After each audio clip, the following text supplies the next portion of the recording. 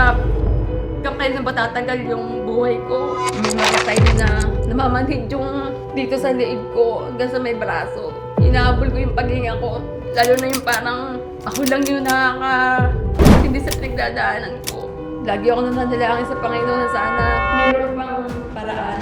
Nag-advise ako sa perpetual, natanggalan daw ako ng mattress. Ito pwede, sabi kong ganun. Kaya nag-research ako. Ano ba talaga yung sakit ko? Saan ba nanggaling?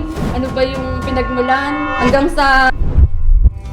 I am Jameson, 48 years old from Bacoor City, Cavite. 2019, nagkaroon ng sunog sa lugar namin. Na-depress ako noon kasi yung mga paupahan namin, nasunog yung iba. Para yung sa pag-aaral ng mga anak ko. Hindi ako makatulog ng maayos, siguro dahil na rin sa stress. Para akong pagod na pagod. Ang hirap. At nagpa-check up ako sa San Juan de Dios. Meron daw akong endometrial hyperplasia. Nagkaroon ako ng spotting.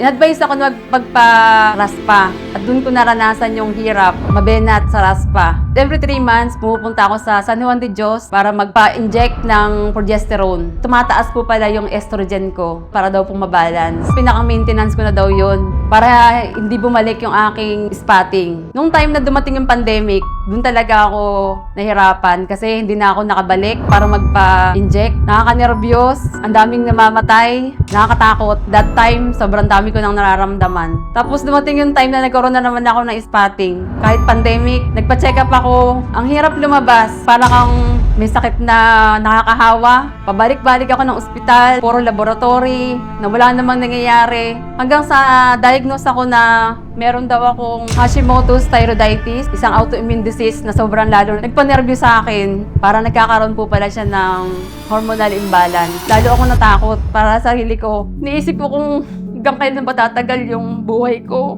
May mga time na namamanhid yung dito sa liig ko hanggang sa may braso. Hinahabol ko yung paghinga ko. Lalo na yung parang ako lang yung nakakaintindi sa pinagdadaanan ko. In-advise ako sa perpetual, natanggalan daw ako ng mattress. Dito pwede, sabi kong ganun. Kaya sabi ko, Lord, sana meron pang iba talagang paraan. Nalaman ko sa chronic stress daw, unhealthy lifestyle, exposed po talaga ako sa mga chemical, sabon, gas, mga chlorine, gasol, lahat po kasi ng paninda meron talaga kami eh. Sabi ko, hindi to pwede kasi walang gagawa ng mga gawain ko sa bahay. Hanggang sa nakita ko po sa FB yung isang testimonial about dun sa katulad ko po na dinudugo. Nag-research ako about barley. Nakita ko na parang pwedeng makatulong. Kaya nag-try po akong order ng isang trial pack. Nung uminom po ako ng isang trial pack, doon ko po naramdaman yung pagbabago sa aking katawan. Nakatulog po ako ng maayos. Tapos yung pamamanhid ko po dito sa liig ko, hanggang dito sa braso ko, nawala. Kaya sabi ko, ang ganda talaga ng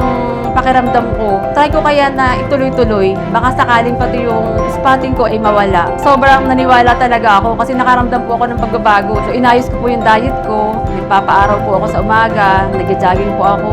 Nagpapawis. Tapos after po ng 6 weeks na pag-inom ng SBG, habang nag-jogging po ako, biglang may bumulwak po na dugo. Napakadami. Buo-buo talaga siya. Nakakatakot. Pero ang pinagtataka ko talaga nun, kahit ang dami lumalabas sa aking dugo, mas gumagaan yung pakiramdam ko. After 3 days, nagpunta po ako ng ospital kasi nga natakot na rin po yung mister ko sa akin kasi nga baka daw po ako maubusan ng dugo. In-advise po ako dito ng doktor na magpa-transv. Sabi ng doktor po sa akin, wala naman ako makitang problema sa mattress mo. Sabi ko, hindi po talaga ako makapaniwala sa narinig ko. Sabi po ng doktor sa akin, ayaw mo bang maniwala sa akin? Sobrang napaiyak po talaga ako na sobrang tuwa. Hindi po talaga ako makapaniwala sa narinig ko. Parang gusto ko po lumipad pa uwi. Para po ipabalita po sa amin na wala na po akong sakit. Sa sobrang tuwa ko po noon, pag uwi ko po ng bahay, nagpaluto po talaga ako ng pansit. Pinakain ko po talaga sa mga kapitbahay namin na sobrang tuwa ko. Dahil po sa Salve Barley Grass, unti-unti po talagang lumakas yung katawan ko. Nawala po yung mga sintomas ng hypothyroiditis ko. Nakakatulog na po ako ng maayos. Nawala na po yung pananakit ng dibdib ko. At hanggang ngayon po, umiinom po ako ng Salve Barley Grass. Once again, I am Jameson at ito ang aking kwentong Salveo.